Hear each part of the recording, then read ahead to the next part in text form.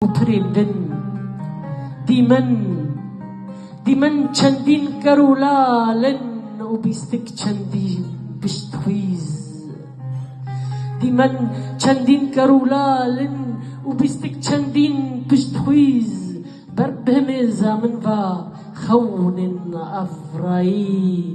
ئاخ وڵاتەکیدا گرتیمە ئەز لپێش من ڕیێن نیڤجۆ و ڕێبەند لپێش من ڕیێن نیڤجۆ و ڕێبەند خەون درێدا ڕێت خەونێدا دلێ خۆ دلکومم مرۆڤن ji ber mayên mirovaniye dema goser pijêrî qatên xeniz dibin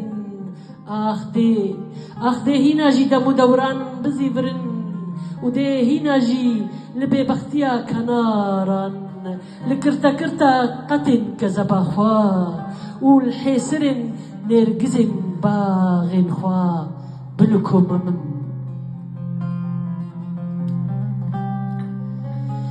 li dijî şer û cengan bi gotinên min û nerînên min destên seridî di nexweşxaneyê de di avdara bihorî de ez û jineka Ukranî got 10 salî bû ji min biçûktir bû di heman odeyê de bi hev re diman min wekû helbest li dijî şer û cengan ev çîrok şerê wê û berxwedana wê nivîsandiye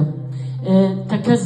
ne navê rastînin ji ber got va welatan de çê navê mirov navê hişkera bikar bêne destên seridî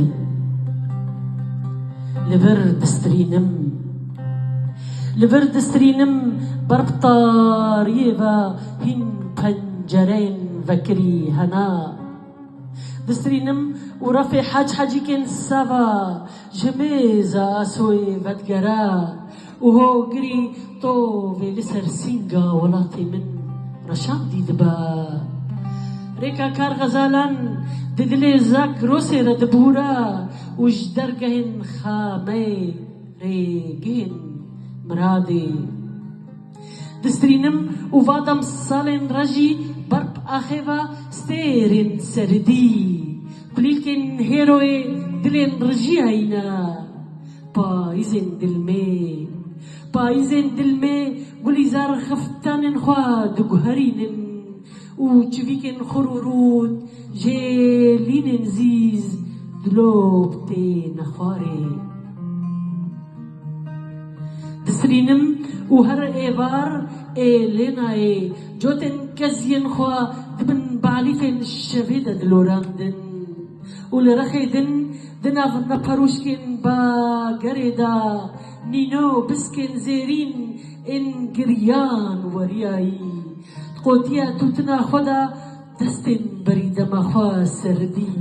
berheft kirin distrînim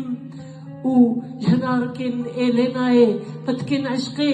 beskên xwe ber bi rexê din ve surûd diferidandin û di şînokên deryayên wê de dildarekî lal peyalên me û lêvên wê ka tejmêrên ji aşîtiyê vedgotin her êvar distrînim û êlêna lêvên xwe bûneya di xelîtka demê de hela wistî dimelisandin erê nebêrîkirin bi dawî dibe û ne jî şer û ceng û êlênayê lêv bûneya dildarekî lal ve dimelisandin ta ku lêvên ji evînê pengizî pûç dibûn û ta ku di nav kavilên wêran de çavên nîno stêr û stêr heşîn dibûn helbesta dawî ez ê bixwînim ji ber ku bi rastî ji ber demê surûd got wekû yan jî bi rengê dastanê got ez ji beytên klasîk min mofa wergirtiye bi rastî ew ji min hatiye xwestin ez dixwazim wê bêjim